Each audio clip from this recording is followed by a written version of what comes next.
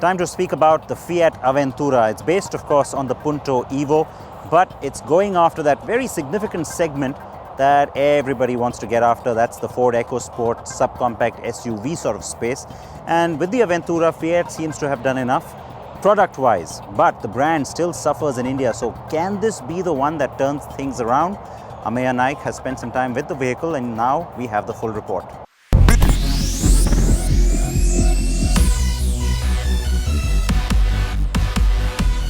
Which car do you think this is?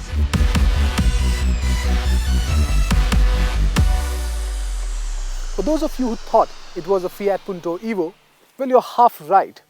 But guess again, it was the car that was launched at the Delhi Auto Expo.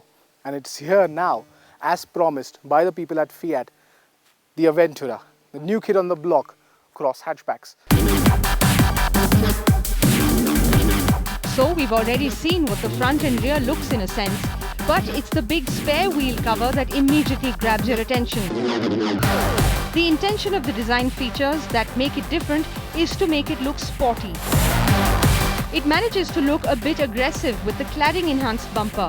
The pseudo skid plate completes the crossover styling, and the flared wheel arches help in housing the meatier 16-inch alloys. But luckily for us, the changes don't end there. Fiat has given the Avventura a 20 mm higher ride height over the Punto Evo, and so it sits tall with a great 205 mm ground clearance. And yes, that is surprisingly the same as the Renault Dusters. That one figure changes the way you look at the Avventura. Is it a crossover or a compact SUV? Fiat would like you to go with the latter, we think. The Avventura glides over potholes and does a bit of mild off-roading, but it won't be able to handle anything like slush because traction is not its forte. Fiat engineers have worked on recalibrating the suspension of the Avventura. More significantly, they've added an anti-roll bar at the rear, which compensates the higher ride height and makes the car fun to throw around on winding roads as well.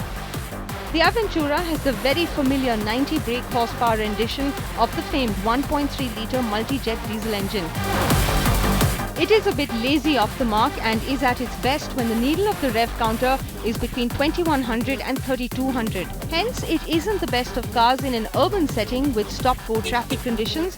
Its life is more suited for the highway. There is also the option of the petrol fire engine, but we do expect most folks to opt for the diesel for its grunt and torque and overall efficiency. Fiat claims mileage of 20.5 kilometers per litre for the diesel and 14.4 kilometers per litre on the petrol Avventura. The inside of the Avventura is a mix of old and new. The dashboard comes straight out of the Punto Evo with some additions like this compass and a tilt meter that helps in measuring the pitch and yaw. Though interesting, it isn't very useful and it could have easily been switched with another feature like a rear parking camera, for example, which would have been a whole lot more relevant. The Avventura does get climate control, electric windows, a rear AC vent and an audio system that supports CD, MP3 and aux-in.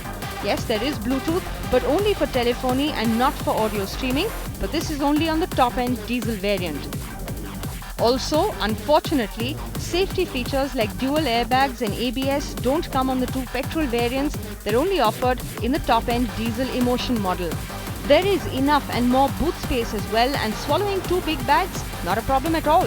However, the problem is getting them inside.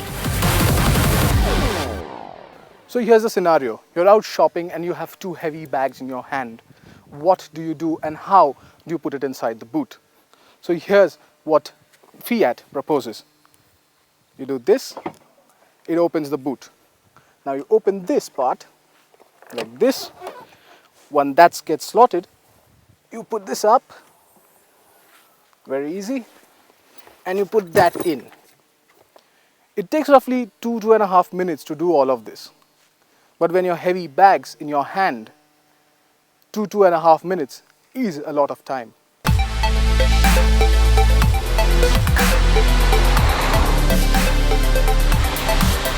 So, granted that the Avventura has its shortcomings, but still stands tall as a formidable product. With unmatched ride quality, decent looking exteriors, This wannabe SUV is poised to attack and bite into the sales of premium hatchbacks, entry-level sedans and even compact SUVs like the EcoSport. And yes, we believe the Avventura is a different breed compared to the Etios Cross or the Cross Polo. Fiat has priced the Avventura quite attractively, with introductory prices starting at 5.99 lakh rupees for the petrol-based model and 6.89 lakh rupees for the diesel-based variant, all ex-showroom Delhi.